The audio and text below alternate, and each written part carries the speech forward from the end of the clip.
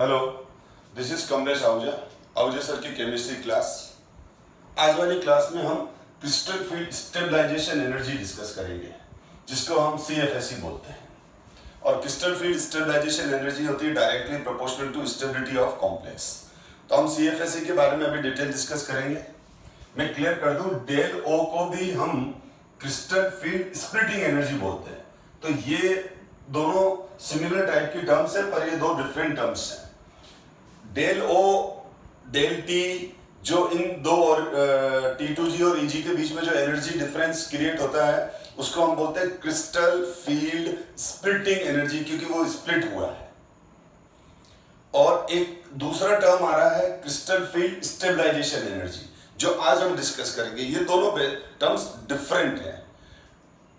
Confusion create नहीं हो तो इसका डेल ओ का हम एक नाम और देते हैं, जो बुक्स में भी सजेस्ट है, DD स्प्लिटिंग एनर्जी गैप, है ना। DD स्प्लिटिंग एनर्जी गैप, क्योंकि ये d ऑर्बिटल्स है, ये भी d ऑर्बिटल्स है, ये भी d ऑर्बिटल्स है। तो कॉम्प्लेक्स के अंदर ये जो पांचों d जनरेट d ऑर्बिटल्स है, इनके बीच में एनर्जी गैप क्रिएट हो जाता है, इसलिए हम इनको DD स्प्लिटिंग एनर्जी गैप भी बोलते हैं। तो डेल ओ क्या हो गया? DD splitting energy gap. किसके बीच में? बिटवीन T2G एंड EG, ठीक है, क्योंकि यहाँ T2G लोअर एनर्जी है। इसी तरह से डेल्टा T होगा, तो डेल्टा T को बोलेंगे हम DD splitting energy gap for tetrahedral. ये हो गया DD splitting energy gap for octahedral complex, क्योंकि O लिखा हुआ है बेटा, और डेल्टा T लिखा हुआ हो तो हो जाएगा DD splitting energy gap for tetrahedral complex. तो अभी हम बेसिकली, मैंने हेडिंग क्या ले रखी है? ऑक्टाहेड्रल कॉम्प्लेक्स, क्योंकि हमारे एग्जाम में और हमारे सिलेबस में सारे ऑक्टाहेड्रल कॉम्प्लेक्स पर ही क्रिस्टल फील्ड थ्योरी को एक्सप्लेन किया हुआ है, या उसकी एप्लीकेशंस है। टेट्राहेड्रल भी है, लेकिन टेट्राहेड्रल को इतना ज्यादा डिटेल डिस्कशन में नहीं लिया हुआ है। मैं टेट्राहेड्रल और दोनों पढ़ा चुका हूं मैं। अब यहां पर क्या होता है कि ऑक्टाहेड्रल कॉम्प्लेक्स का हम अगर डिस्कस करें, तो ऑक्टाहेड्रल कॉम्प्लेक्स के अंदर जो लिगेंड होता है वो ऑन द एक्सिस होता है। ऑक्टाहेड्रल कॉम्प्लेक्स में जो लिगेंड होते हैं, ऑक्टाहेड्रल कॉम्प्लेक्स में जो लिगेंड होते हैं वो ऑन द एक्सिस होते हैं। अब उससे क्या हो जाता है कि लिगेंड का जो फील्ड इफेक्ट होता है, लिगेंड का जो रिपल्शन होता है डी जनरेट डी ऑर्बिटल्स के साथ, उसमें इन लिगेंड्स का जो फील्ड इफेक्ट ज्यादा डोमिनेट करता है, या ये लिगेंड और ये जो on the axis d orbitals हैं, ये आमने सामने आ जाते हैं। तो क्या हो जाता है कि लिगेंड ऑन द एक्सिस आने की वजह से ligand on the axis D orbital मतलब EG सेट को डायरेक्ट रिपेल करते हैं। इसीलिए जो डी जनरेट डी ऑर्बिटल्स के dx² y² और dz² EG है, उनकी एनर्जी इस बेरी सेंटर से इंक्रीज हो जाती है। और जितनी इन दोनों ऑर्बिटल की एनर्जी इस बेरी सेंटर से इंक्रीज होती है, उतनी ही between the axis d orbitals की एनर्जी इस बेरी सेंटर से डिक्रीज हो जाती है। अब बेरी सेंटर क्या है, तो कोई कंफ्यूज करने की जरूरत नहीं है। डी जनरेट एनर्जी लेवल्स का जो एनर्जी पॉइंट है, उसको हम बेरी सेंटर बोल रहे हैं। यानी इन पांचों ऑर्बिटल की एनर्जी कितनी है? ये है। तो इस एनर्जी पॉइंट को, ठीक है, बेरी सेंटर बोलते हैं। इस एनर्जी पॉइंट से, या यहां पर भी कुछ एनर्जी की वैल्यू है, तो इस एनर्जी पॉइंट से जितनी एनर्जी, इस एनर्जी पॉइंट से ही डी ऑर्बिटल्स का स्प्लिटिंग होता है। एक सेट की एनर्जी बढ़ जाती है, दूसरे सेट की एनर्जी कम हो जाती है due to field effect of ligand. फिर कह रहा हूं, on the axis d orbitals की एनर्जी ऑक्टाहेड्रल कॉम्प्लेक्स में इंक्रीज हो जाती है, क्योंकि ऑक्टाहेड्रल कॉम्प्लेक्स में लिगेंड ऑन द एक्सिस आते हैं, तो लिगेंड डायरेक्ट रिपेल करते हैं EG ऑर्बिटल्स को, और रिपल्शन से एनर्जी इंक्रीज हो जाती है, अट्रैक्शन से एनर्जी डिक्रीज हो जाती है। खैर, अब हम यहां पर डिस्कस कर रहे हैं, और इस लाइन को फिर हम बेरी लाइन बोलते हैं। अब ये जो बेरी लाइन है, ठीक है, इस बेरी लाइन से इन तीन ऑर्बिटल्स की एनर्जी डिक्रीज हुई है, तो हर ऑर्बिटल की एनर्जी, इस बेरी लाइन से इन तीनों ऑर्बिटल्स की एनर्जी डिक्रीज हुई है। कितनी डिक्रीज हुई है? 0.4 डेलो। कितनी डिक्रीज हुई है? 0.4 डेलो। इसीलिए हम नेगेटिव 0.4 डेलो लिखते हैं। नेगेटिव साइन किसको बताता है? नेगेटिव साइन बताएगा डिक्रीज होने को, और 0.4 डेलो। अब 0.4 वैल्यू कैसे है ये भी मैं एक्सप्लेन कर रहा हूं, पहले आप पेशेंस रखो और देखते जाओ, आपको सब समझ में आ जाएगा। तो मैंने क्या कहा कि बेरी सेंटर है, और ये फिर जो हमने लाइन बना दी इसको बेरी लाइन बोलेंगे। तो इस बेरी लाइन से हर ऑर्बिटल की एनर्जी 0.4 डेलो डिक्रीज होती है। तो ये माइनस साइन किसको बता रहा है? डिक्रीज होने को। ये माइनस साइन किसको बता रहा है? ये माइनस साइन किसको बता रहा है? डिक्रीज होने को। और यहां पर इन दोनों ऑर्बिटल्स की एनर्जी बेरी लाइन से या बेरी सेंटर से कितनी इंक्रीज हो जाती है? 0.6 डेलो। तो ये प्लस इंक्रीज होने को बताता है और ये माइनस डिक्रीज होने को बताता है। माइनस डिक्रीज होने को बताता है, प्लस इंक्रीज होने को बताता है। तो अब मैंने क्या कहा था? अब आप बोलोगे सर ये वैल्यू आपने कैसे डिसाइड की? यस, एक्सप्लेन कर रहा हूं मैं इसको। मैंने क्या कहा, इन तीनों ऑर्बिटल की जितनी एनर्जी कम होगी उतनी दोनों की बढ़ेगी। ठीक है, नेट एनर्जी चेंज 0 आएगा, एनर्जी कंजर्वेशन है, energy neither create not destroy. तो इन तीनों ऑर्बिटल की एनर्जी ही इन दोनों ऑर्बिटल में ट्रांसफर हो रही है, यानी इन तीनों ऑर्बिटल की जितनी एनर्जी डिक्रीज होगी उतनी इन दोनों ऑर्बिटल की एनर्जी बढ़ जाएगी। तो देखो, मैं T2G सेट की बात करूं तो T2G सेट ये रहा, तो ये T2G सेट है। अब ये T2G सेट में कितने ऑर्बिटल्स हैं? 3 ऑर्बिटल्स हैं। T2G सेट में कितने ऑर्बिटल्स हैं? T2G सेट में 3 ऑर्बिटल्स हैं। और हर ऑर्बिटल की एनर्जी कितनी डिक्रीज कर रहा हूं मैं? नेगेटिव 0.4 डेलो। जब भी डिक्रीज होता है हम क्या लिखते हैं? माइनस। ठीक है, तो यहां पर -1.2 डेल ओ एनर्जी डिक्रीज हुई। इन तीनों ऑर्बिटल की एनर्जी कितनी डिक्रीज हुई? 1.2 डेलो। इन तीनों ऑर्बिटल की एनर्जी कितनी डिक्रीज हुई? 1.2 डेलो। तो अब इन दोनों ऑर्बिटल्स की एनर्जी कितनी इंक्रीज होनी चाहिए? प्लस 1.2 डेलो। तो ये देखो Eg, यहां पर Eg के कितने ऑर्बिटल्स हैं? 2। तो यहां पर क्या हो जाएगा? प्लस 0.6 डेलो। कितना आ जाएगा? प्लस 1.2 डेलो। अब आप देखो नेट चेंज कितना आया? जो नेट चेंज आया वो आया 0। ठीक है, तो इसीलिए इन एक ऑर्बिटल की एनर्जी को हम क्या लिखते हैं? कितनी डिक्रीज हुई? मतलब 0.4 डेलो। तो -0.4 डेलो लिखते हैं। इनके एक की इंक्रीज कितनी हुई? 0.6 डेलो। इसीलिए हम क्या लिखते हैं? प्लस 0.6। ये पर ऑर्बिटल जो एनर्जी डिक्रीज हुई है उसको बताया हुआ है। ठीक है, अब ध्यान दो, अब यहां पर आज हम ये डिस्कस करेंगे कि कॉम्प्लेक्स में एक्स्ट्रा स्टेबिलिटी क्यों आती है। कॉम्प्लेक्स में एक्स्ट्रा स्टेबिलिटी क्यों आती है? वो आती है क्रिस्टल फील्ड स्टेबलाइजेशन एनर्जी की वजह से। तो ये चीज आपको क्लियर है कि कोई भी कॉन्सेप्ट विदाउट एग्जांपल्स नहीं समझ में आता है। तो जब तक हम इसके क्रिस्टल फील्ड स्टेबलाइजेशन एनर्जी के मैं 2-3 एग्जांपल जैसे ही आपको एक्सप्लेन करूंगा तो ये सारी चीजें जो मैं अभी आपको बता रहा हूं वो सारी क्लियर हो जाएगी। ध्यान दो, अब क्रिस्टल फील्ड स्टेबलाइजेशन एनर्जी का जो फॉर्मूला है वो ये है। देखो, नेगेटिव 0.4 डेलो x प्लस 0.6 डेलो y। ये वाली वैल्यूज तो ये ली हुई है, ये वाली और ये वाली वैल्यू ये ली हुई। x और y क्या है? ठीक है, x है नंबर ऑफ T2G इलेक्ट्रॉन्स।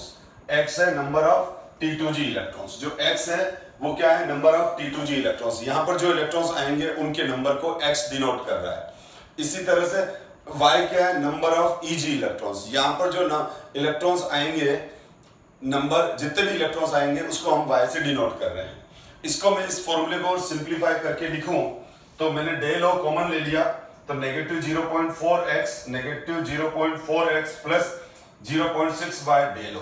तो ये सिंप्लीफाई फॉर्मूला हो गया CFSE का। ये फॉर्मूला कैसे लिखा या कैसे आया इसको भी एक्सप्लेन कर रहा हूं मैं, या कर दूंगा मैं इस क्लास के अंदर। देखो, मैं एक एग्जांपल ले लेता हूं पहले क्रिस्टल फील्ड स्टेबलाइजेशन एनर्जी को डिस्कस करने के लिए, क्योंकि यहां तक तो अभी हो सकता है कुछ बच्चों को कुछ समझ में नहीं आया, तो परेशान होने की जरूरत नहीं है। ये चीजें अभी जो बताई खाली माइंड में रखो, ठीक है, तो ऑटोमेटिकली एग्जाम्पल के थ्रू सारी चीज समझ में आ जाएगी। इसलिए मैं ये वाइप आउट भी नहीं कर रहा हूँ, क्लीन भी नहीं कर रहा हूँ, इसके सामने मैं एक एग्जाम्पल ले लेता हूँ। ध्यान देना, जैसे मैंने आयरन लिया, आयरन का इलेक्ट्रॉनिक कन्फिगरेशन, आयरन होता है 26, इसका ये हो जाता है 3d6 4s2, ठीक है, ये हो गया 3d6 4s2, और अब ये हो गया 3d6 4s2, ये पार्टीशन लगा दिया ये, ठीक है। अब ध्यान दो, अब मैं Fe को Fe+2 में कन्वर्ट कर रहा हूं, ये Fe+2 में कन्वर्ट किया, Fe+2 में कन्वर्ट करूंगा तो 2 इलेक्ट्रॉन हट जाएंगे, 2 इलेक्ट्रॉन हट गए तो 4s में कोई इलेक्ट्रॉन नहीं है, तो अब इसको लिखने से मतलब ही नहीं है। अब यहां पर वापस यही वाली बात हो गई, ये हमारे अब इसके d ऑर्बिटल्स हैं। अब देखो मैं ये यहां का यहां लिखा रखा है, और इसको मैं कंपैरिजन में इधर एक्सप्लेन कर रहा हूं। एक्सप्लेनेशन अब स्टार्ट हो रहा है, ये देखो 1 2 3 4, ठीक है। इस एग्जांपल से ये भी कंसेप्ट भी समझ में आ जाएगा, ये फॉर्मूला कैसे है ये भी समझ में आ जाएगा। अब यहां पर वही ये बेरी पॉइंट, अब और ये स्ट्रेट लाइन ले लेंगे। बेरी पॉइंट वो बताता है इनिशियल एनर्जी, जब लिगेंड इनफाइनाइट पर है तो बेरी पॉइंट उस समय डी ऑर्बिटल्स की एनर्जी को एक्सप्लेन कर रहा है। एक मिनट, मैं फिर अपने स्टेटमेंट को चेंज करूं। बेरी पॉइंट क्या है? स्प्लिटिंग से जस्ट पहले इन डी ऑर्बिटल्स की जो एनर्जी थी, क्योंकि बुक्स में ये डेफिनेशन लिखी हुई है कि बेरी पॉइंट क्या है। बेरी पॉइंट वो एनर्जी का पॉइंट है जब जस्ट स्प्लिटिंग से पहले जो एनर्जी होती है उस वैल्यू को, उस पॉइंट को हम क्या बोलते हैं?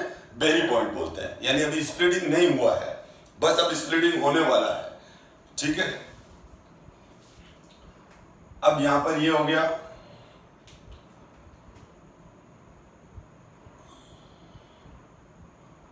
थोड़ा स्पेस कम है तो मैं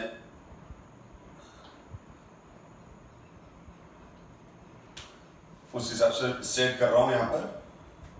अब यहां पर ये ऑक्टाहेड्रल कॉम्प्लेक्स की ही बात कर रहा हूं मैं। किसकी बात कर रहा हूं? ऑक्टाहेड्रल कॉम्प्लेक्स की।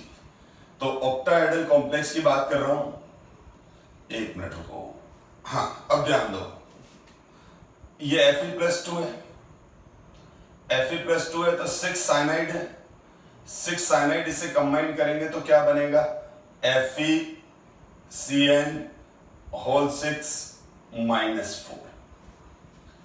तो यहां पर हमारे डी ऑर्बिटल्स क्या हैं? ये डी ऑर्बिटल है,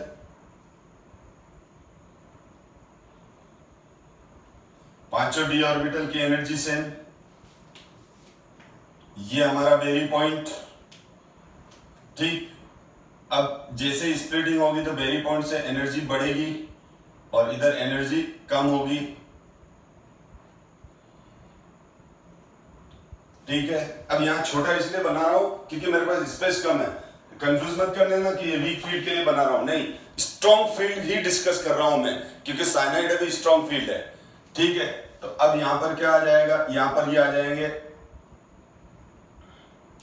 T2G और यहां पर ये आ जाएगा EG। तो ये तो हो गया T2G और ये हो गया EG, और इन दोनों के बीच में जो गैप है वो हो गया del O, DD splitting gap for octahedral complex, del O। और अब यहां पर ये डेल O की वैल्यू ज्यादा है किससे? पेयरिंग एनर्जी से, जो लास्ट क्लास में पढ़ा चुका हूं मैं, ठीक है। तो ये स्ट्रॉन्ग फील्ड का कॉम्प्लेक्स है। अब D6, अब ध्यान दो, D6 है तो ये 1 2 3 4 5 6, ये D6, Fe+2 का ये D6 है। लिगेंड इनफाइनाइट पर है। अब लिगेंड जैसे ही कंबाइन करेंगे तो ये तो आप समझो, ये जो सिचुएशन है, ये जो पोजीशन है वो किसकी है? ये जो पोजीशन है वो है ये वाला डी ऑर्बिटल। ठीक, अब यहां पर ये जो स्प्लिटिंग हो गई तो यहां पर भी Fe पर +2 ही है तो +2 ही, लेकिन 6 साइनाइड माइनस ने कंबाइन कर लिया तो नेट कॉम्प्लेक्स आयन पर -4 रहेगा। और अब ये देखो यहां पर मैं क्या कह रहा हूं, यहां पर आयरन पर +2 है, +2 का ही तो कॉम्प्लेक्स है, खाली 6 साइनाइड कंबाइन कर गए। तो यहां पर जो ये है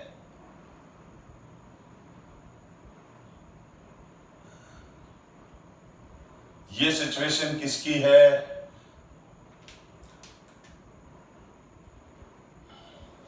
ये वाली, यानी ये Fe+2 की ये पोजीशन, इस Fe+2 के d ऑर्बिटल्स की ये सिचुएशन है।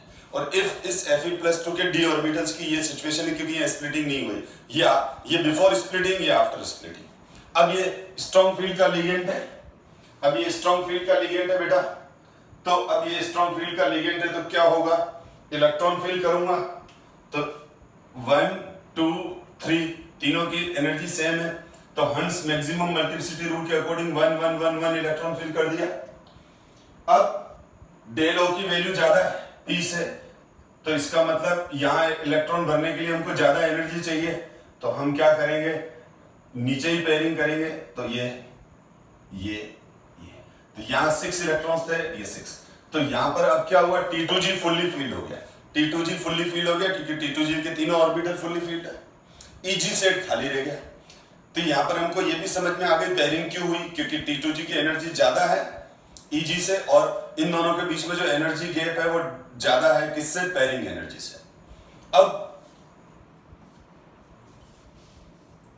अब हम इसका मतलब, अच्छा अब मैं एक थ्योरेटिकली बात करूं तो Fe+2 के इन 6 इलेक्ट्रॉन्स की एनर्जी ज्यादा है, Fe+2 के इन 6 इलेक्ट्रॉन्स की नेट एनर्जी ज्यादा है, लेकिन जब ये Fe+2 कॉम्प्लेक्स आयन में कन्वर्ट हो गया, साइनाइड ने इसे कंबाइन कर लिया, तो अब ये सिचुएशन आ गई। अब जब ये सिचुएशन आ गई तो इन 6 इलेक्ट्रॉन्स की एनर्जी यहां ज्यादा है, यहां कम है, यानी ये इलेक्ट्रॉन मोर एनर्जेटिकल है। यहां पर ये इलेक्ट्रॉन क्या है, यहां पर ये इलेक्ट्रॉन, यहां पर ये वाले जो इलेक्ट्रॉन है सारे के सारे जो इलेक्ट्रॉन्स है, ये 6 all electrons are more energetical, all electrons are more energetical, सही, मोर एनर्जी। और यहां पर कंपैरेटिवली, इसके कंपैरिजन में these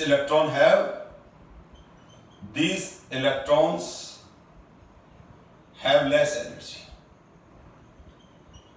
और मैंने आपको बार बार कहा है किसके कंपैरिजन में, इसके कंपैरिजन में, इनके कंपैरिजन में इनकी एनर्जी कम है, तो लेस एनर्जी है, तो क्या हुआ, मोर स्टेबल है, और फिर ये साथ में फुल्ली फील्ड भी है ना, और फुल्ली फील्ड इलेक्ट्रॉनिक कन्फिगरेशन ज्यादा स्टेबल नहीं।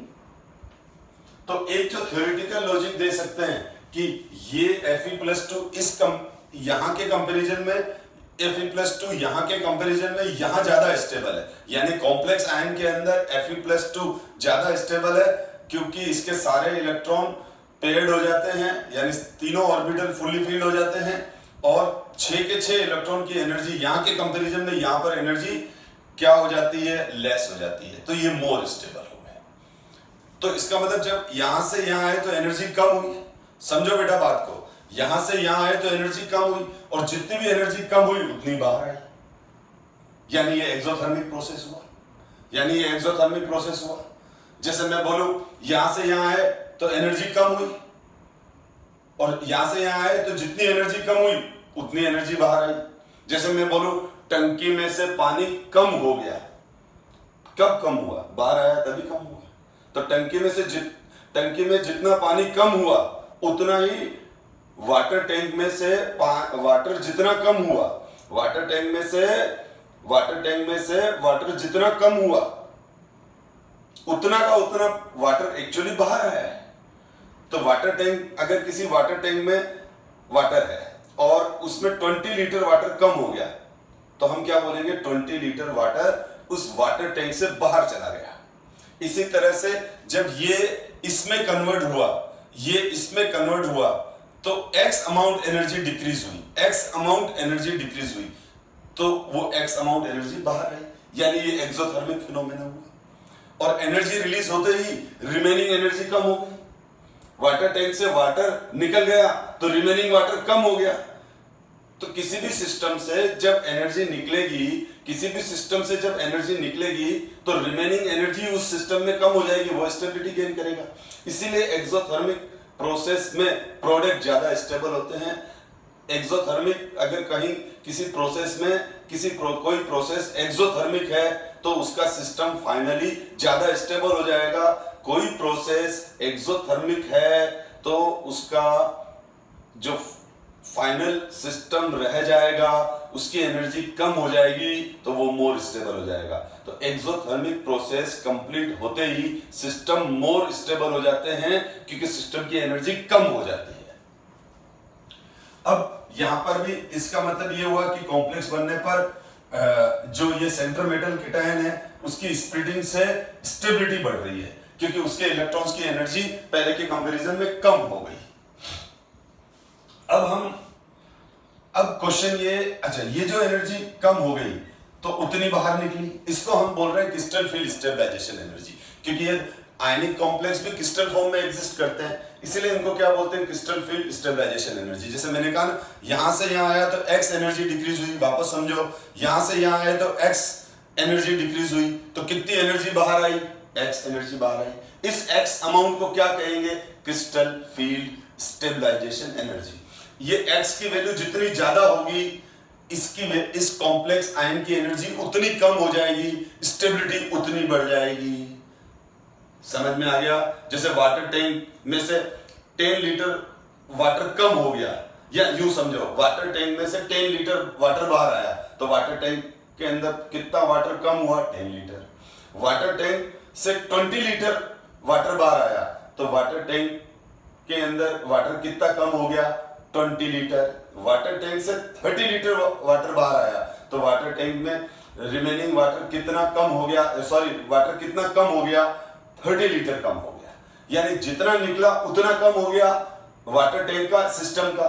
तो यहां पर भी ये सिस्टम है, तो ये यहां से यहां आया तो अगर x अमाउंट एनर्जी रिलीज होगी और ये जो x अमाउंट एनर्जी जितनी ज्यादा रिलीज होगी, रिमेनिंग इस कॉम्प्लेक्स क्रिस्टल की एनर्जी उतनी कम हो जाएगी, तो ये स्टेबिलिटी गेन करेगा। ठीक है, तो हम क्या बोलेंगे, जो इस कॉम्प्लेक्स क्रिस्टल बनते समय जो एक्स्ट्रा एनर्जी बाहर रिलीज हो रही है उसको हम बोलते हैं क्रिस्टल फील्ड स्टेबलाइजेशन एनर्जी। और ये यहां से यहां बनते वक्त जितनी ज्यादा एक्सेस एनर्जी बाहर आएगी उतना ज्यादा ये स्टेबल हो जाएगा, क्योंकि ज्यादा एनर्जी बाहर आने का मतलब रिमेनिंग एनर्जी इसमें कम रह जाना, और एनर्जी कम रह जाना मतलब स्टेबिलिटी बढ़ जाना। आगे मेरी बात समझ में? अब ध्यान दो, अब हम इसको कैलकुलेट कैसे करते हैं। अब कैलकुलेट करने के लिए हम इस फॉर्मूले को यूज करते हैं। तो देखो, अब हम इसके लिए मैं CFSE फाइंड कर रहा हूं। अब क्वेश्चन, अब देखो वापस यहां पर भी देख लो आप। अब ये वाला कॉम्प्लेक्स जब यहां था 1 2 3 4 5 6, ध्यान से देखो बेटा, तो अब यहां पर इनके ये 6 इलेक्ट्रॉन्स है, तो अब ये एक इलेक्ट्रॉन इधर आया, तो यहां पर इसकी इस इलेक्ट्रॉन की एनर्जी यहां के कंपैरिजन में कितनी कम हो गई, 0.4 डेलो कम हो गई। इस इलेक्ट्रॉन की एनर्जी जब ये इलेक्ट्रॉन यहां था और यहां से यहां आया, यहां से यहां आया, तो इसकी एनर्जी कितनी कम हो गई, 0.4। तो ये 1, ये 2, ये 3, 1 2 3 4 5 6, ये 6 के 6 इलेक्ट्रॉन्स यहां आके सेट हुए, और हर इलेक्ट्रॉन की एनर्जी कितनी डिक्रीज हुई, 0.4 डिक्रीज हुई, 0.4 डेलो डिक्रीज हुई। समझ में आ गया? तो सीधी बात है, तो टोटल एनर्जी कितनी डिक्रीज हो गई, एक इलेक्ट्रॉन की एनर्जी डिक्रीज हुई 0.4 डेलो, तो 6 इलेक्ट्रॉन की एनर्जी कितनी डिक्रीज हुई, 6 into 0.4, 2.4 Delo, 6 into 0.4 Delo equals to 2.4 डेलो, इतनी कम हो गई। ये थ्योरेटिकली, अब देखो अपन इसमें डाल देते हैं वैल्यू, तो बस इसी कंसेप्ट पे ये फॉर्मूला बना हुआ है। और अगर इलेक्ट्रॉन्स यहां आएंगे तो हर इलेक्ट्रॉन की एनर्जी कितनी इंक्रीज हो जाएगी, 0.6 डेलो। तो देखो, अब इसका मतलब मैं इस फॉर्मूले से निकालूं तो भी आंसर 2.4 आना चाहिए। तो देखो, नेगेटिव 0.4 डेलो, एक्स की वैल्यू कितनी है, एक्स है number of electrons in T2g orbitals, तो T2g ऑर्बिटल्स में कितने इलेक्ट्रॉन्स हैं? 6। तो मैं क्या लिखूंगा? नेगेटिव 0.4 डेल O इंटू 6, ये value, plus 0.6 del O into 0। अब ये तो 0 हो गया, तो इसको सोल्व करोगे तो नेगेटिव 0.4 डेल O आ गया। आगे तो मैं यही तो मैंने बताया था। अब कुछ स्टूडेंट अगर ये सोच रहे सर आपने तो कहा था 2.4 डेल O डिक्रीज हो रही है, 2.4 डेल O डिक्रीज हो रही है, और सर यहाँ तो आंसर आ रहा है -2.4 डेल O। तो मैं बार बार एक ही चीज तो कह रहा हूं, नेगेटिव साइन का मतलब क्या होता है? एक्सोथर्मिक। नेगेटिव साइन का मतलब क्या होता है? कितनी कम हुई। ठीक है, अगर यहाँ पॉजिटिव साइन आ जाता तो इतनी बढ़ गई, तो इसका मतलब ये कम हो गई। अच्छा, तो इस नेगेटिव तो डिक्रीज होने को बताता है। मैग्नीट्यूड कितना है? 2.4 डेल O। नेगेटिव तो किसको बताता है? नेगेटिव तो डिक्रीज होने को बताता है। Magnitude 2.4 del O। तो ध्यान रखना, कंफ्यूज मत करना। ठीक है, जैसे यहां पर एक एग्जांपल ले रहा हूं मैं, -10, -20, -30, -40। अगर आप मैथमेटिकली जाओ तो -10 हायर है और -14 लोअर है, लेकिन यहां माइनस मैग्नीट्यूड नहीं है, माइनस ये बता रहा है कितनी एनर्जी घट गई। तो अगर आपको पूछा जाए कि -10, -20, -30, -40, तो कौन सी वैल्यू ज्यादा है, कौन सी एनर्जी ज्यादा रिलीज हो रही है? तो -40। क्यों? मतलब -40 घटी, -40 का मतलब 40 घटी, 40 डिक्रीज हुई, 40 डिक्रीज हुई तो 40 बाहर आई। ठीक है, तो इसीलिए ना यहाँ माइनस साइन को कंफ्यूज मत करना, सीधा मैग्नीट्यूड देखना। जिसका मैग्नीट्यूड हायर है वो हायर एनर्जी रिलीज कर रहा है। जैसे मैंने कहा ना कि ये देखो,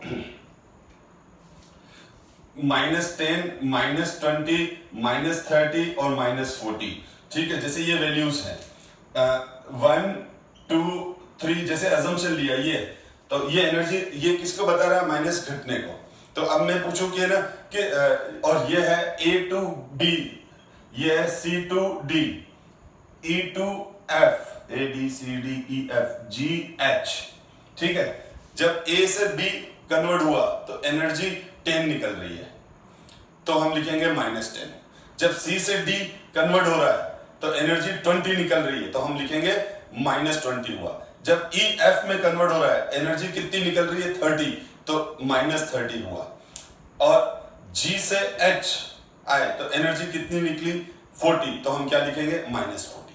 तो सबसे इसका मतलब ये हुआ, ये बनते समय 10 एनर्जी रिलीज हुई, ये बनते समय 20 एनर्जी रिलीज हुई, ये बनते समय ये, तो ये है। लेकिन इसको लिखेंगे कैसे? इस तरह से, फर्स्ट वाले को ऐसे लिखेंगे, सेकंड वाले को ये, थर्ड वाले को ये, फोर्थ वाले को ये। ठीक है, तो अब अगर मैं पूछूं कि B, D, F और H इसमें सबसे ज्यादा स्टेबल कौन है? H है। B, D, F और H में सबसे ज्यादा स्टेबल कौन सा है? H है। क्यों है H? क्योंकि G से H बनते समय ज्यादा एनर्जी निकल गई, तो इसकी एनर्जी 40 कम हो गई, तो ये ज्यादा स्टेबल हो गया। और A जब B में कन्वर्ट हुआ तो 10 एनर्जी निकली, तो B की एनर्जी कितनी कम हुई? तो A जब B में कन्वर्ट हुआ तो B की एनर्जी 10 कम हुई। C जब D में कन्वर्ट हुआ तो D की एनर्जी कितनी कम हुई? 20 कम हुई। E जब F में कन्वर्ट हुआ तो F की एनर्जी कितनी कम हो गई? 30, और जितनी कम होगी उतनी बाहर आएगी। तो ये हमेशा ध्यान रखना, -10, -20, -30, -40, तो कौन सी एनर्जी सबसे ज्यादा है रिलीज होने वाली? फोर्थ वाली। तो फोर्थ वाला सबसे ज्यादा स्टेबल है। तो माइनस को कंसीडर मत करो जब आप क्वेश्चन सोल्व कर रहे हो, उस समय माइनस साइन डिक्रीज को बता रहा है। तो यहां पर भी जो इस केस के अंदर जो हमारे पास CFSE आई, वो आई -1.2 डेल O। इसका मतलब क्या हुआ? 1.2 डेल O एनर्जी रिलीज हुई। अब हम और आगे डिस्कस करते हैं। अब जैसे मैंने ये वाला ले लिया, अब अपन एक एग्जांपल और ले लेते हैं। इसको हटाना पड़ेगा क्योंकि उसको मैं वहीं रहने देता हूं। तो अब मैं Fe+2 की जगह Fe+3 का कॉम्प्लेक्स बना लेता हूं। Fe+2 की जगह किसका कॉम्प्लेक्स बनाता हूं? Fe+2 की जगह Fe+3 का।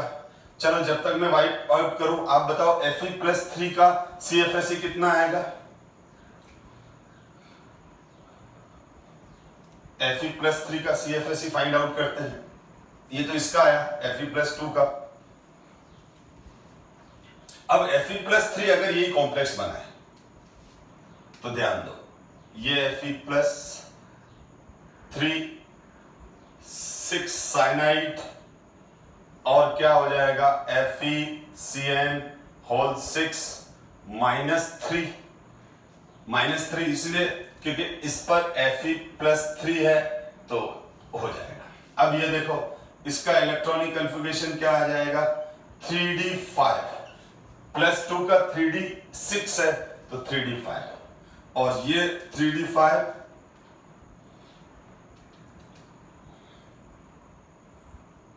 और यहां पर देखो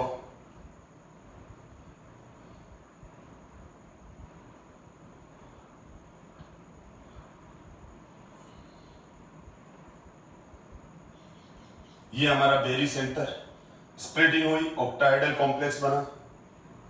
ऑक्टाहेड्रल कॉम्प्लेक्स बनते ही ऑक्टाहेड्रल कॉम्प्लेक्स बन गया। अब ऑक्टाहेड्रल कॉम्प्लेक्स बनते ही क्या होगा?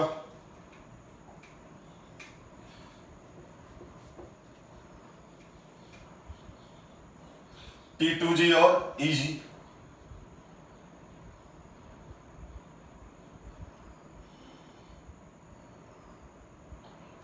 ये T2G और ऊपर EG आ गया और ये DD splitting gap octahedral complex के लिए और यहां पर स्ट्रॉन्ग फील्ड है तो फिर ये ज्यादा है पेयरिंग एनर्जी से। अब क्या हो जाएगा? अब क्या हो जाएगा बेटा? अब यहां पर हमारे पास कितने इलेक्ट्रॉन्स हैं? 1 2 3 4 5। ये Fe+3 है, लिगेंड इनफाइनाइट पर है, डीजनरेट। जैसे ही लिगेंड इसके साथ बॉन्डिंग करने लग गया तो स्प्लिटिंग हो गई, बेरी सेंटर से इसकी एनर्जी प्लस मतलब 0.6 डेलो इंक्रीज हो गई और इन तीन इसकी एनर्जी 0.4 डेलो डिक्रीज हो गई। अब यहाँ 5 इलेक्ट्रॉन्स हैं तो 5 इलेक्ट्रॉन्स है तो 1 2 3 4 5 पांचों ये आएंगे, यानी इन पांचों हर इलेक्ट्रॉन की इन पांचों इलेक्ट्रॉन की इन 5 इलेक्ट्रॉन्स की एनर्जी कितनी डिक्रीज हुई? 0.4 डेलो। तो अब हम इसका CFSE फाइंड आउट करें तो इसका जब मैं CFSE फाइंड आउट करूंगा तो ये आ जाएगा मेरे पास -0.4 डेल O इंटू एक्स की value 5 plus 0.6 del O y की वैल्यू 0। तो यहां पर क्या आ जाएगा? CFSE कितना आ जाएगा? -2.0 डेल O। ठीक है, यानी यहां पर मेरे पास CFSE आ गई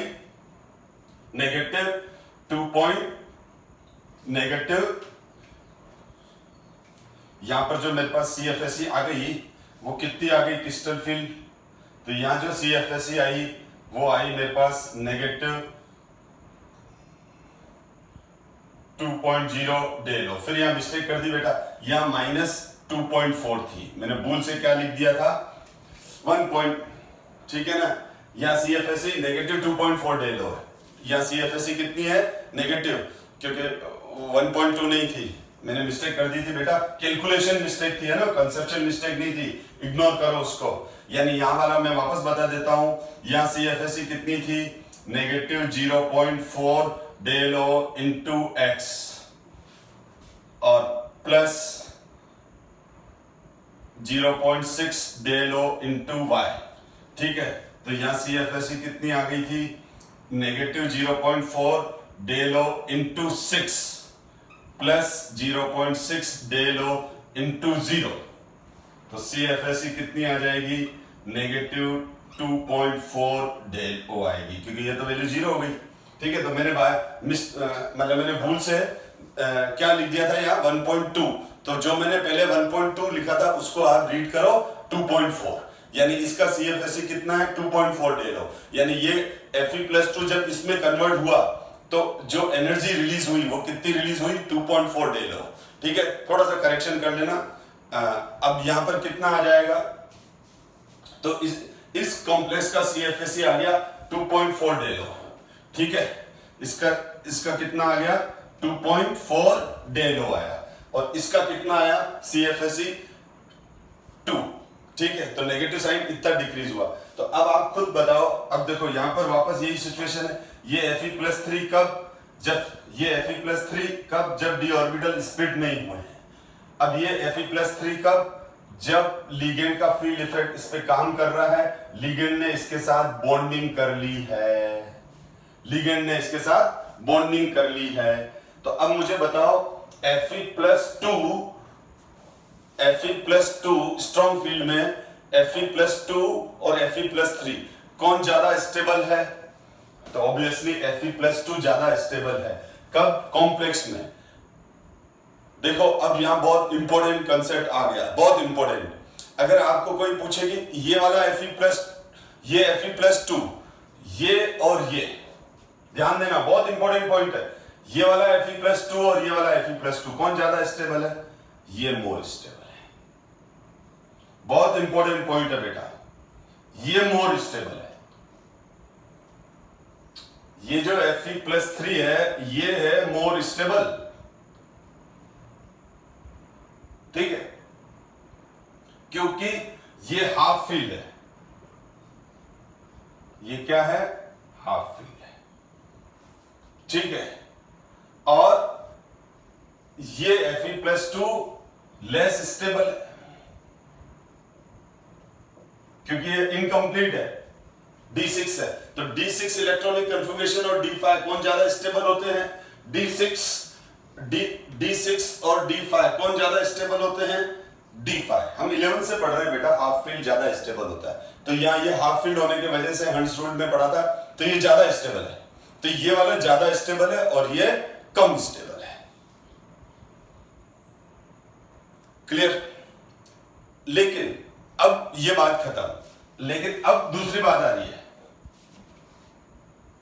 अब यहां पर अब ये Fe+3, ये वाला Fe+3 और ये वाला Fe+3 क्या है, लेस स्टेबल है, और ये वाला Fe+3 मोर स्टेबल है। ध्यान दो, रीजन क्या देंगे, देखो ये मोर स्टेबल। देखो Fe+3 ने जब कॉम्प्लेक्स नहीं बनाया था तो वो मोर स्टेबल है। ठीक है,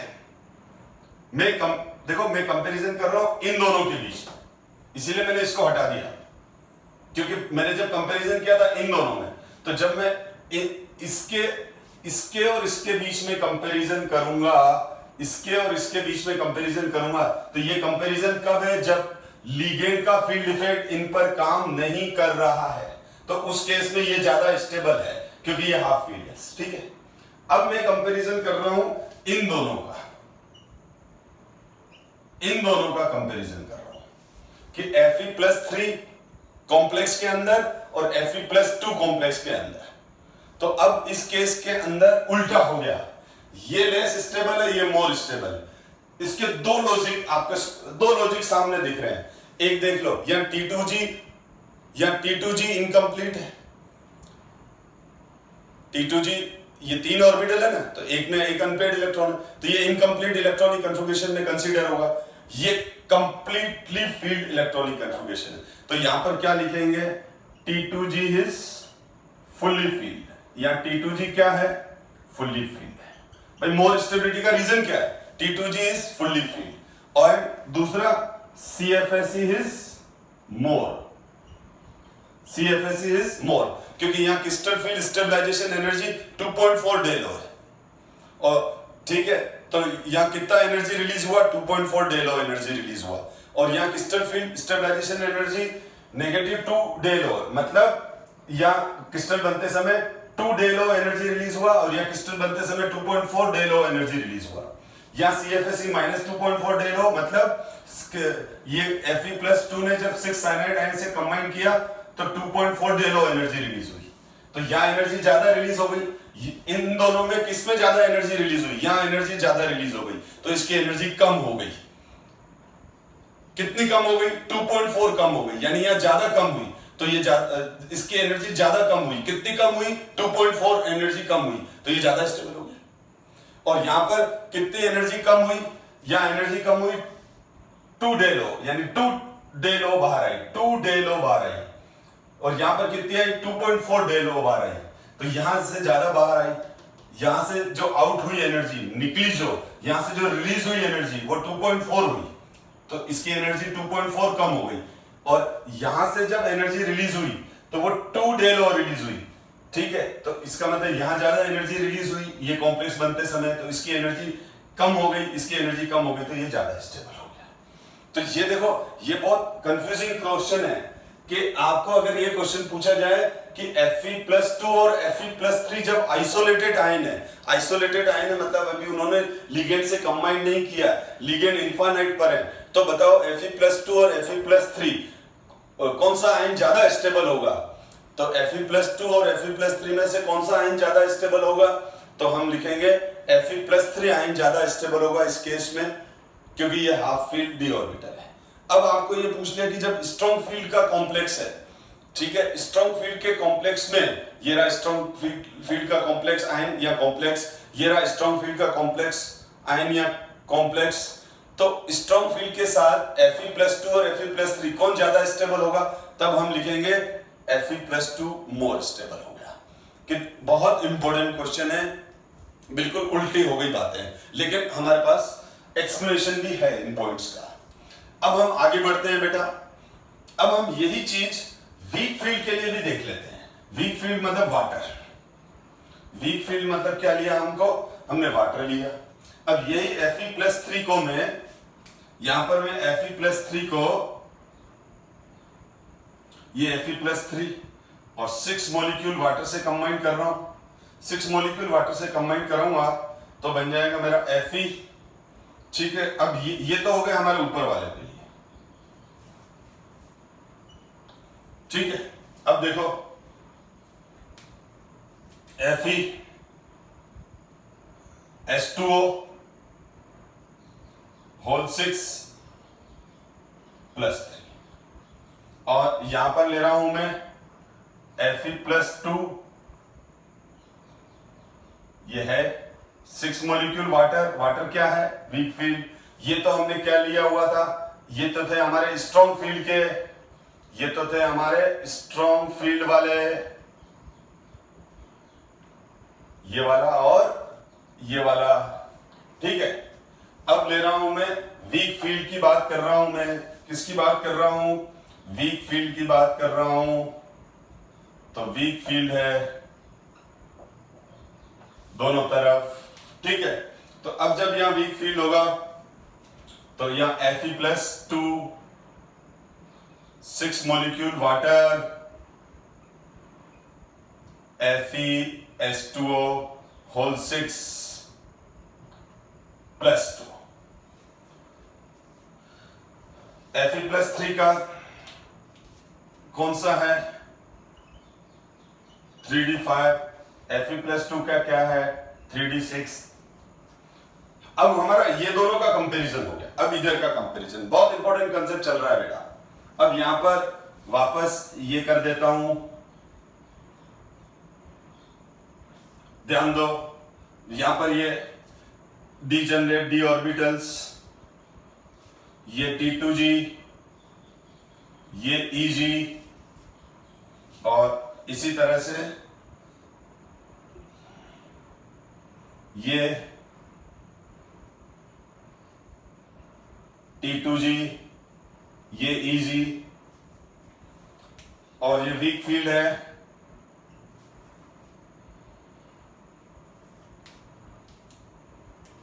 तो ये वीक फील्ड है। तो ये तो हो गया T2, सॉरी ये हो गया Eg, ये हो गया T2G, और यहां पर जो डेल O है वो कम है पेयरिंग एनर्जी से। यहां पर भी वही वाली बात है, डेल O कम है पेयरिंग एनर्जी से, ये Eg और ये T2G, ठीक है। अब यहां पर देखो, अब यहां पर वही हमारे पास कितने इलेक्ट्रॉन्स है? 1 2 3 4 5, ये 1 2 3 4 5, तो हम जानते हैं 1 2 3। अब क्या हो गया? पेयरिंग डेलो बहुत कम है, तो यहाँ इलेक्ट्रॉन डालने के लिए पेयरिंग एनर्जी देनी पड़ेगी जो ज्यादा है। तो हमारा जब कम एनर्जी देके ही काम हो रहा है तो ऊपर आएंगे। मैं लास्ट क्लास में डिस्कस कर चुका हूं, वीक फील्ड में 1 2 3, उसके बाद डेलो कम होने की वजह से ये ऊपर आता है। और डेलो कम किससे कम है? पेयरिंग एनर्जी से। तो ये इसका ये हो गया, ये बेरी सेंटर से ये हो गया ऊपर और नीचे। अब यहां पर भी वही वाली बात है कि हम बात करें तो 6 है, 1 2 3 4 5 6, ठीक। अब यहां पर भी क्या होगा? अब यहां पर क्या हो जाएगा बेटा? यहां पर वही हो जाएगा, 6 इलेक्ट्रॉन्स है, 1 2 3, अब ये 4 ये 5 और 6, ये वाली सिचुएशन हो जाएगी। अब यहां पर देखो, अब यहां पर मैं CFSE निकाल लेता हूं दोनों की। तो यहां जब मैं CFSE फाइंड आउट करूंगा तो निकालो, आप सेल्फ निकालो दोनों की CFSE और फिर कंपेयर करो। तो CFSE निकाल रहा हूं मैं, पहले आप निकालो। CFSE का फॉर्मूला अभी है आपके पास, तो यहां हो जाएगा CFSE कितना हो जाएगा? CFSE इसकी negative 0.4 del O into 3 plus 0.6 del O into 2, calculate करो, 0 आ गई। तो यहां CFSE 0 है, यानी वीक फील्ड ने ये कॉम्प्लेक्स बनते समय Fe+3 को कोई एक्स्ट्रा स्टेबिलिटी नहीं दी। वीक फील्ड ने Fe+3 को कोई एक्स्ट्रा स्टेबिलिटी नहीं दी। कोई H2O का Fe+3 के साथ कंबाइन करके ये कॉम्प्लेक्स आयन बना, तो इसकी वजह से Fe+3 में कोई स्टेबिलिटी एक्स्ट्रा नहीं आई। CFSE crystal field stabilization energy 0 है यहाँ। इसी तरह से मैं अगर इसकी वैल्यू निकालूं तो यहां पर देखो CFSE कितनी आ रही है? CFSE negative 0.4 del O into 1 2 3 4, यहां तक 3 प्लस 0.6 डेल O इंटू 2। तो यहां पर जो वैल्यू आ रही है वो काउंट करो, तो यहां पर काउंट करोगे तो मेरे पास स्पेस कम है, तो यहां पर जो आ जाएगी वैल्यू वो आ जाएगी 16। तो यहां आ जाएगा negative 0.4 del O, negative 0.4 del O, यानी इसकी जो CFSE आ रही है, इसकी यहां लिख देता हूं मैं, इस क्रिस्टल की जो CFSE आ रही है, CFSE इसकी आ रही है नेगेटिव 0.4 डेल O, ये आ रही है।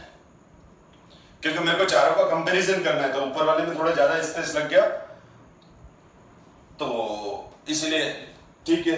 तो अब आप इन चारों को, पहले नीचे वाले दोनों को कंपेयर करो, पहले नीचे वाले दोनों को कंपेयर करो, ठीक है।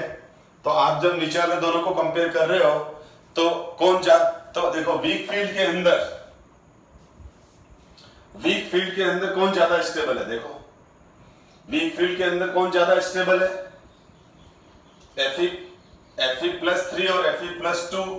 देखो ये Fe+3 यहाँ ज्यादा स्टेबल होगा, ये Fe+2, वो बात नहीं कर रहा हूं, ये आइसोलेटेड नहीं, हम बात कर रहे हैं इसके अंदर। तो देखो Fe+3 और Fe+2, तो किसकी CFSE ज्यादा आ रही है? यहाँ ज्यादा आ रही है। तो आयरन, तो देखो कौन ज्यादा स्टेबल हो गया? कौन ज्यादा स्टेबल हो गया? ये वाला ज्यादा स्टेबल हो गया, Fe+2। तो यहां पर क्लियर है। हम देखो, आपको ये चारों को कंपैरिजन नहीं आएगा, इन दोनों के बीच में कंपैरिजन आएगा, ठीक है। तो इन दोनों में कौन ज्यादा स्टेबल है? ये वाला ज्यादा स्टेबल है, क्योंकि इसकी CFSE ज्यादा है। यहां पर भी इन दोनों में कौन से ज्यादा स्टेबल है? ये ज्यादा स्टेबल है। इसीलिए वीक फील्ड और स्ट्रॉन्ग फील्ड दोनों ही केस में, वीक फील्ड और स्ट्रॉन्ग में क्या हो गया? दोनों ही केस में, इसमें भी और इसमें भी Fe+2 के कॉम्प्लेक्स ज्यादा स्टेबल है। किसके कंपैरिजन में? Fe+3 के। अब देखो ध्यान से कंपेयर करो, इन इन दोनों में किसकी CFSE ज्यादा है? इसकी ज्यादा है, तो ये ज्यादा स्टेबल है। मैं इन दोनों की बात कर रहा हूं, कॉम्प्लेक्स की बात कर रहा हूं। इसके इन दोनों के बीच में कौन ज्यादा स्टेबल है? ये ज्यादा स्टेबल है क्योंकि इसकी CFSE ज्यादा है। इसी तरह से अगर मैं इन दोनों कॉम्प्लेक्स की बात करूं, इस कॉम्प्लेक्स की और इस कॉम्प्लेक्स की, तो एक बार वापस रीचेक कर लो। जैसे पहले मेरे से थोड़ा सा मैथमेटिकल मिस्टेक हो गया था, या 1.2 लिख दिया था जो कि -2.4 था, ठीक है ना। तो ऐसा कभी कभी कैलकुलेशन मिस्टेक वो पढ़ाने में ध्यान होता है तो हो जाती है, तो थोड़ा सा आप उसको इग्नोर कर दिया करो। और Fe+3 1 2 3 4 5 इलेक्ट्रॉन से 3 इधर आ गया, इसका 0 हो गया, सही है।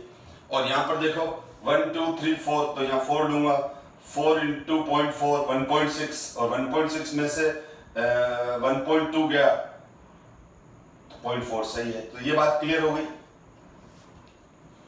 तो आपसे कोई पूछे कि आयरन के कॉम्प्लेक्स कौन से ऑक्सीडेशन स्टेट में ज्यादा स्टेबल है, तो आप बोलोगे Fe+2 में ज्यादा स्टेबल है, क्योंकि Fe+2 में CFSE ज्यादा होती है। इसलिए आप अगर इस पूरे चैप्टर को डिस्कस पढ़ चुके हो तो आपने अधिकतर कॉम्प्लेक्स Fe+2 के ही देखे हैं, ठीक है।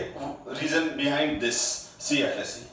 चलो, आई थिंक आपको CFSE निकालना समझ में भी आ गई होगी और इसकी एप्लीकेशन भी समझ में आ गई होगी। अब अपन इसका एक क्वेश्चन मैं अब आपको देता हूं, आप सेल्फ ट्राई करो, ठीक है। ये वाला क्वेश्चन, चलो इसको खुद करो, फिर उसके बाद सॉल्यूशन देखना। ये तो हो गया वही कैलकुलेशन ऑफ CFSE, ठीक है ना। तो ये तो अभी मैं पढ़ा चुका। Each electron occupying T2g orbital results in lowering of energy by -0.4 del O. Thus, if X is the number of electron occupying T2g orbital and Y electrons occupying EG, और CFSE का फॉर्मूला लिखा हुआ है। ये तो मैं अभी जो डिस्कस कर चुका है, इसको ये देखो। अब ये चार आए हैं, अब इसमें आप इन चारों की आपको क्या निकालनी है? CFSE निकालनी है। कोबाल्ट के ये चार कॉम्प्लेक्स हैं, ये strong field NH3 strong field है, H2O वीक फील्ड है। अब इन चारों कॉम्प्लेक्स की CFSE निकालो। तो पहले आप खुद CFSE निकाल के और कंक्लूजन निकालो, और वीडियो को पॉज कर लो अब, और पहले इन चारों का CFSE निकाल लो। कोबाल्ट का एटॉमिक नंबर 27 है। कोबाल्ट का इलेक्ट्रॉनिक कन्फिगरेशन बता देता हूं मैं। कोबाल्ट का इलेक्ट्रॉनिक कन्फिगरेशन है आर्गन, वैसे ये आना चाहिए आपको 3d7 4s2 27, ठीक है। अब ध्यान देना, आर्गन 3d7 4s2 है, ठीक है। अब आप वीडियो पोस्ट करके पहले ये सॉल्व करो, पूरा सॉल्व करके पेपर कागज पेन उठा लो बेटा, या रजिस्टर उठा लो, चारों को लिखो, चारों की CFSE फाइंड आउट करो, और उसके बाद वीडियो को वापस रीस्टार्ट करो या फिर पॉज करके रख लो, और फिर उसको वापस ओपन करो, और फिर देखो कि आपने जो किया और जो मैं कर रहा हूं उसमें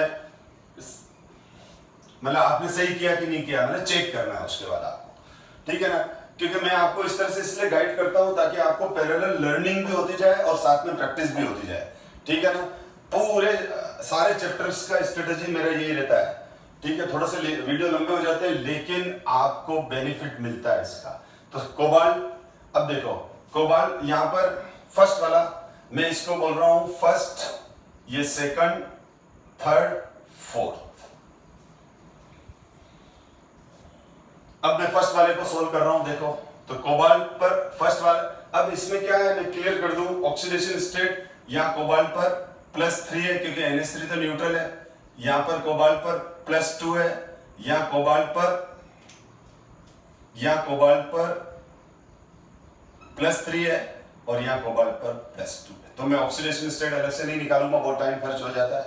तो कोबाल्ट +2 और +3, तो कोबाल्ट का सबसे पहले मैं +2 लिख रहा हूं यहां पर, तो कोबाल्ट का +2 क्या हो जाएगा, आर्गन 3d7 4s0, फिर कोबाल्ट +3 ले रहा हूं, कोबाल्ट +3 लूंगा तो ये हो जाएगा आर्गन 3d6 4s0। तो यहाँ +2 और +3 के हैं। अब सबसे पहले हम डिस्कस कर लेते हैं स्ट्रॉन्ग फील्ड और वीक फील्ड के लिए। तो इसको मैं पार्टीशन लगा देता हूं, यहां लिख देता हूं स्ट्रॉन्ग फील्ड।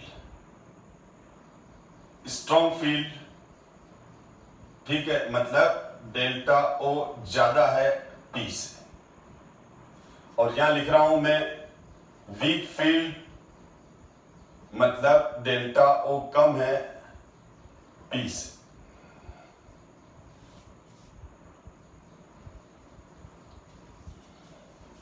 नंबर 1 सीक्वेंस वही चलेगा। तो नंबर 1 में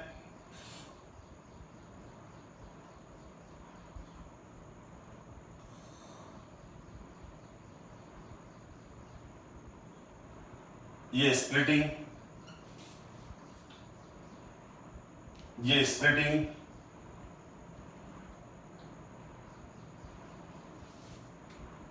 दूसरा इधर ले लेते हैं,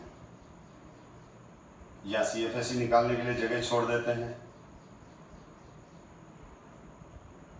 और यहां वीक फील्ड है तो स्प्लिटिंग कम बता देता हूं, ठीक है।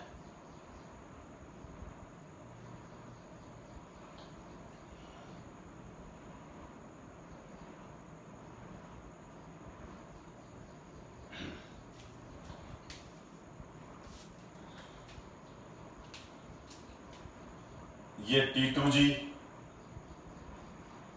और ये EG,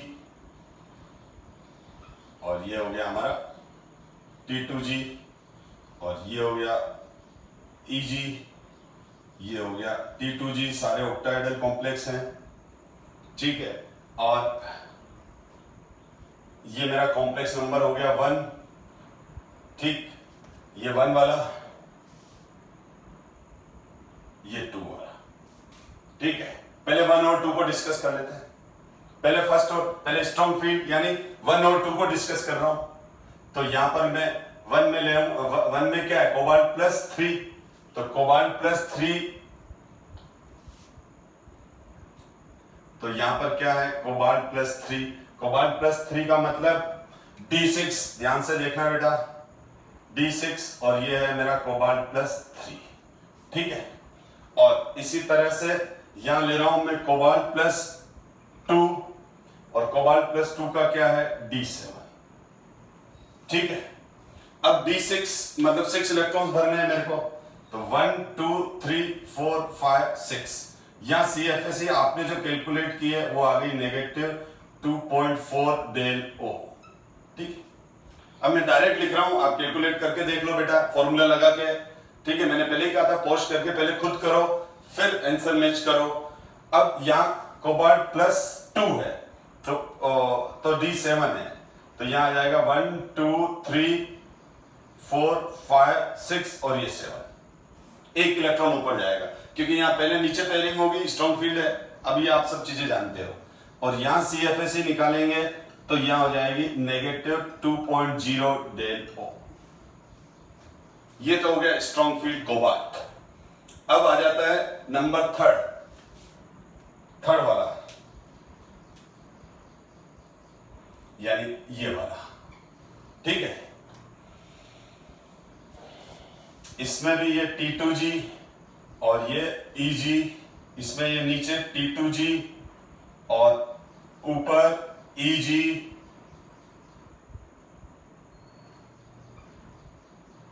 ठीक है। अच्छा, ये है हमारा कोबाल्ट +3, D6, ये हो गया कोबाल्ट +2, D5, कोबाल्ट +3, वापस चेक कर लो, कोबाल्ट +3 D6, कोबाल्ट +2 D7, यहां वापस मिस्टेक हो रही थी, ठीक है। तो कोबाल्ट +2 का D7, ये कोबाल्ट +2 का D7, यानी ये वाला कॉम्प्लेक्स ये है, ठीक है। और ये वाला कॉम्प्लेक्स ये है। तो अब ध्यान दो, अब हमारे को वीक फील्ड है तो इसमें D6 बढ़ना है तो 1 2 3 4 5 ऊपर आएगा और फिर 6, ठीक है। तो इसमें इसका जो CFSE बन जाएगा वो आ जाएगा, इसका CFSE आप फाइंड आउट करो, ये आ जाएगा -0.4 डेलो, करके देख लेना बेटा फिर भी, ठीक है ना, क्योंकि 1 2 3 ये हो जाएगा 16 और ये 1.2 गया, ठीक है ना।